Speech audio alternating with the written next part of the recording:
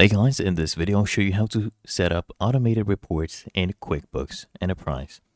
Now the first thing you need to do is actually open the scheduled report center. The way you go about this, you come here, click on reports, okay, and then you want to go ahead and click on the scheduled reports. So it should be right here. So once we click on this, you'll get scheduled reports. You go hover over this, and then we have the scheduled report center. I want you to click on that. And then you need to go ahead and click on schedule setup if it's your first time using the feature. And then you can click on new schedule. Okay. You choose the reports that you want to send automatically. For example, if it's a profit and loss, a balance sheet, or sales by customer summary, then you go move forward. You set the schedule, right? It could be weekly financials. You choose how often basically the report you want it to be sent.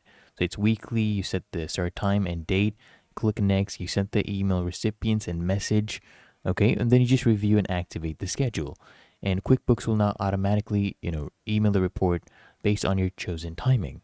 Really that easy. If you found this helpful, make sure you smash that like button, subscribe to App Mentor.